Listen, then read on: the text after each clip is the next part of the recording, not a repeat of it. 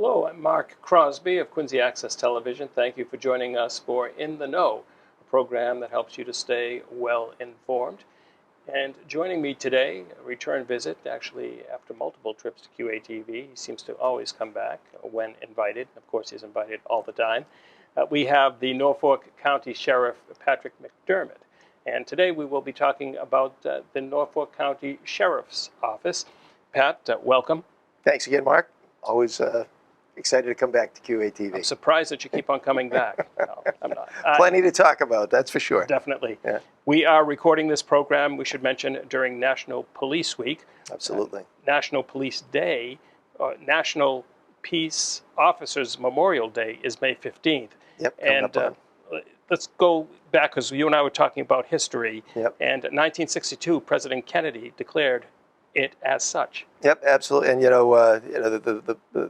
obviously, law enforcement in general has had a tumultuous relationship up and down over the course of time, so to speak. And I think certainly what was going on in the 1960s, I think President Kennedy recognized the value and how important it is to have law enforcement on our streets and involved in our public safety on a day-to-day basis. So it's great that he recognized our police officers for what they do in terms of protecting and serving the public. So certainly it's great that we're participating in honoring our police, our men and women of the blue during this week. And certainly the ones that have basically lost their lives in the line of duty.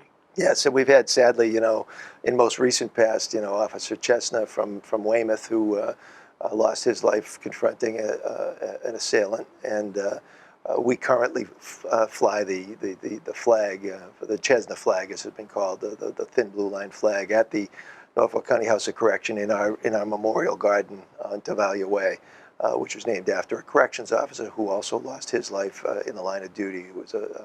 He was a longtime officer of the sheriff's office who passed away in a motorcycle accident on duty. So we honor National Police Officers Week, and we coming off the heels of National Corrections Officers Week as well, which was May 2nd through the 8th. Very busy time. It was for me as the first year being sheriff, and I've been able to meet and get the support of my officers over the course of not just the campaign, but now since I've been the sheriff and leading the organization. It's vital that we recognize the men and women who work in the facility day in, day out, 24/7, working in the care and custody of the men that are serving time at the House of Correction. And we had a great week, and it was a real great morale booster for everyone. We brought in every day we had a new theme when it came to the food. We had some raffle prizes for the COs, and it was great because we're also reopening our staff dining area, which has been closed because of COVID. So it was great to see the officers be able to participate in their breaks and come out, have some eats. We gave away some great gifts, beach towels, so we're hoping that people are going to be excited about that, and some Yeti mugs. So it's great to honor the men and women that do the job every day. I get to celebrate my role as sheriff, a lot of ceremonial things that I get to do, and certainly the day-to-day management of the operation. But the men and women who are actually working in the units, making sure that the inmates are cared for and that the programming is well done. The kudos has to go to those men and women that are corrections officers. So it was a great week of celebration, and I look forward to continuing the relationship we have. Before we leave the correctional officers, let's talk about recruitment. And folks will see some photos of the weeks of training. Talk about that, and talk about the push for new correction officers in addition to who you have now. Yeah, so we have a total of 284, give or take, uniformed officers that work for the department. And over the course of time, people leave the ranks, and certainly have been promoted or go into municipal police departments. We actually have several that are going to the state police right now. They're actually leaving the end of this month to leave. So we've put together a very robust recruiting program to make sure that our ranks don't suffer to the point where we're forcing people into overtime issues.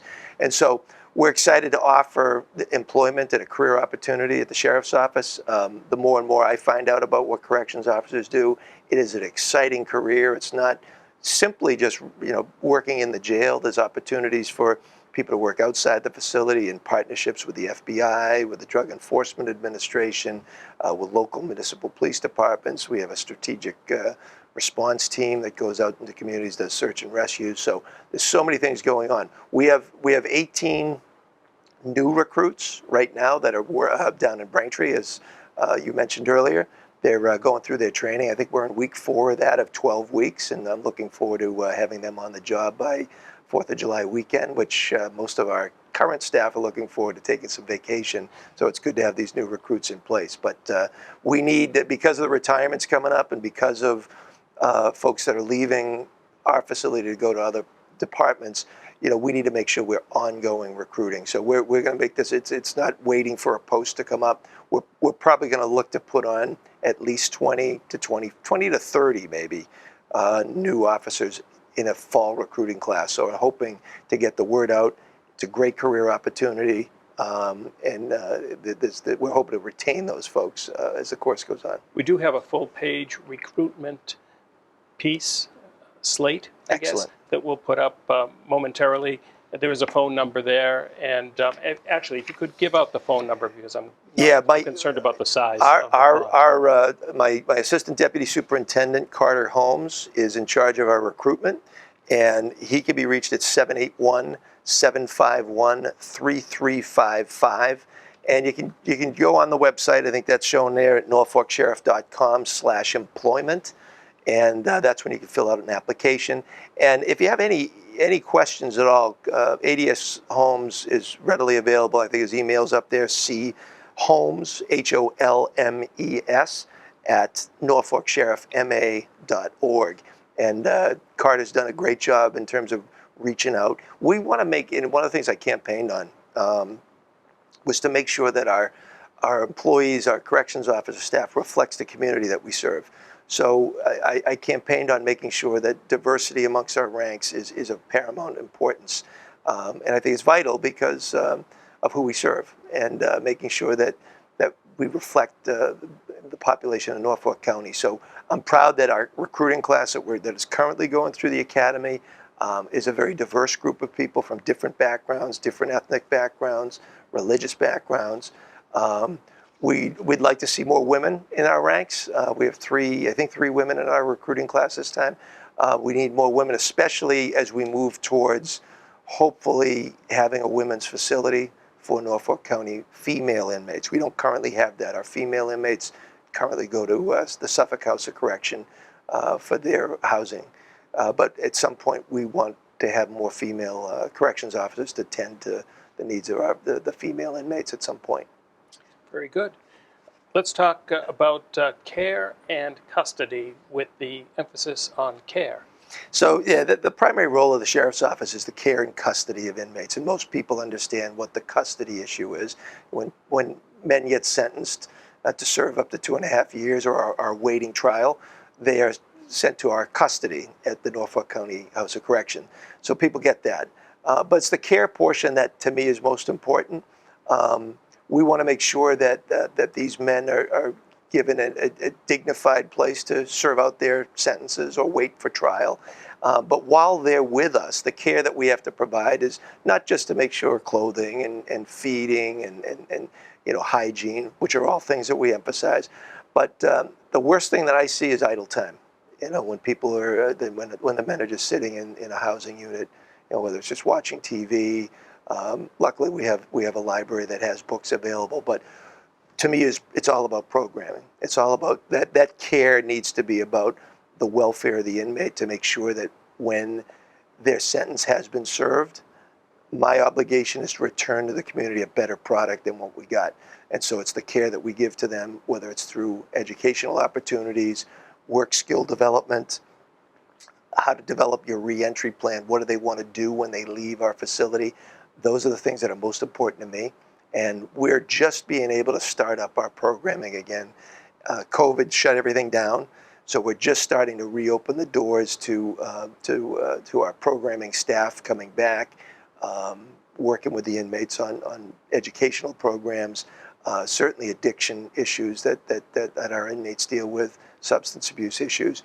I'm looking forward to a stem to stern review of the existing programs that we have, and that's one of the things I promised the people in Norfolk County I was looking into, to make sure that we have programs that have proven to succeed, and not just throwing programs at inmates just to keep them occupied. I want proven techniques to show success when inmates leave our facility, that they're more productive when they get back to the city of Quincy, the town of Avon, the town of Wellesley, or all of our communities that we represent. I know one of the things that you and I chatted about prior to sitting down was some kind of horticultural program. Yeah, I'm very proud of the fact that this is something that was started a few years ago, and once again, COVID put the kibosh on it. But we've hired a vendor to come in to work with our inmates on basic planting, landscaping, things of that nature. So I'm hoping, and like everything else we do, we just had a Massachusetts Sheriff Conference, and so I was able to interact with some of the other sheriffs, and we've got a few sheriffs that have actually created some big farms on their facilities down in Plymouth County, out in Worcester County, the two that I spoke to mostly, and they teach their inmates how to run farms, how to grow flowers, how to grow vegetables, how to grow fruits, and in turn, when you harvest the product, the sheriff's office gets to go out and donate the products to programs around the county, whether it's food pantries or schools or what the like.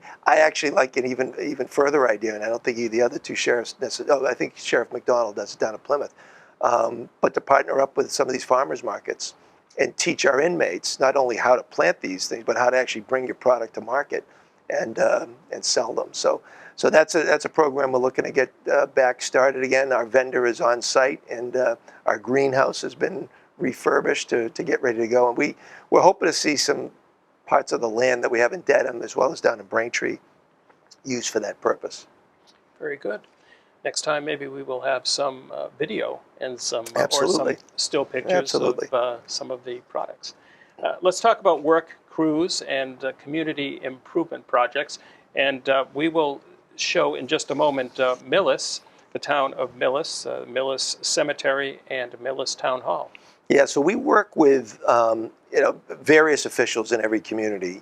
Sometimes in Millis, I know we were working with the DPW commissioner there, then the town manager at Millis, and whether it's the park commissioners in the towns. We have inmates that are classified in our pre-release program that are ready to go back into the community. They're finishing up their sentences. They've built up some skill sets. And this is an opportunity for them to come out into the community, give back a little bit. And so whether it's the town of Millis or the city of Quincy or wherever we go, we bring these inmates out, and sometimes it's cleanup, as they did in Millis. We cleaned a stretch of highway, I know, in the town that needed cleaning up. We had 4 inmates that went out to that community. I met with them actually that morning, and the guys are just that they love getting out of the facility first and foremost, but then it's the reward they get in terms of giving back to the community. I think it gives them a sense of pride that there is the light at the end of the tunnel for them, that there's an opportunity, because inevitably that feeling of being thanked, and whether it's me or the participating towns that give them thanks, it just gives them a little bit more of a boost in their morale. We all benefit from that. And absolutely. I know we got a crew out in Needham we could be in Needham every day.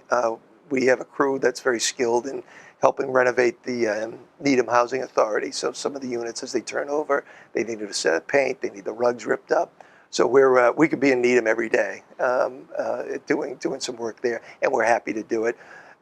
We're out in Brookline cleaning up the municipal golf course in Brookline to help them out with their beautification projects. So I'm happy for what it does for the men who are incarcerated to get out and give them an opportunity to give back. Well, it's something to look forward to. Exactly. And then again, the benefit of seeing the project completed. Exactly, and that's the thing. We haven't had inmates go down yet, but we're going to hopefully the part of a program in Weymouth. We were down as an organization doing a cleanup program at one of the parks in Weymouth, and as we were cleaning the site, we found an old batting cage that hadn't, it was abandoned. It hadn't been used in a long time. It was overgrown. The nets were all ripped. And I said, what a great project that we could bring our inmates down and help really do a deep dive in cleaning up the site.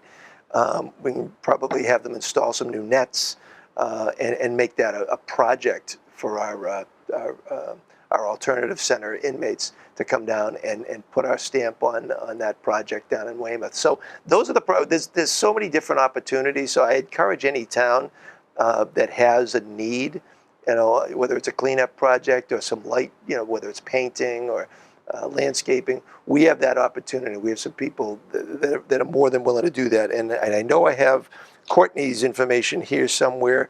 That does it. Courtney Donnelly, who works in our office. She can be reached at 781-751-3471. So any municipality that has a project that they want to run by us, and we'll see if we have the workforce to do it, we're more than happy to do it. Very good.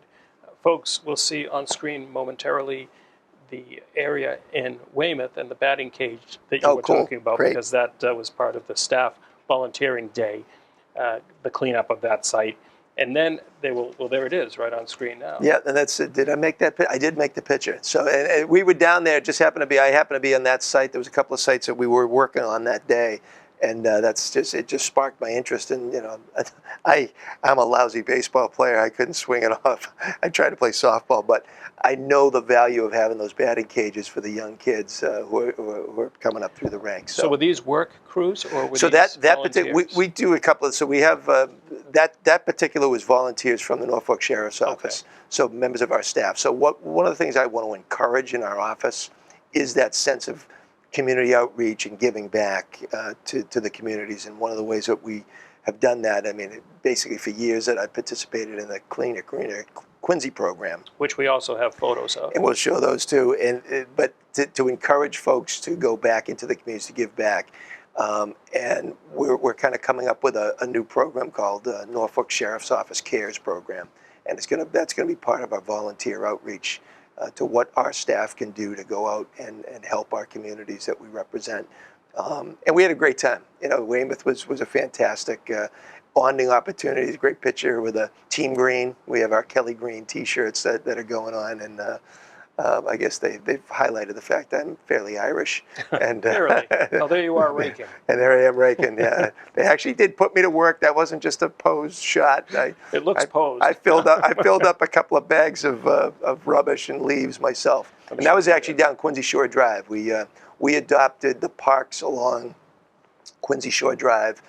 We got the permission. A lot of those are DCR parks, but there was one municipal park that we helped clean up, and I couldn't imagine the debris. I got to say, from a cleanliness point of view, there wasn't as much garbage as I thought we might get, broken glass, but it definitely needed, like the infamous spring cleanup for the leaves, the twigs, and things like that. But when it was all said and done, when we stood back and saw what we did, it was great, What about, let's talk about partnering with the United Way of Massachusetts.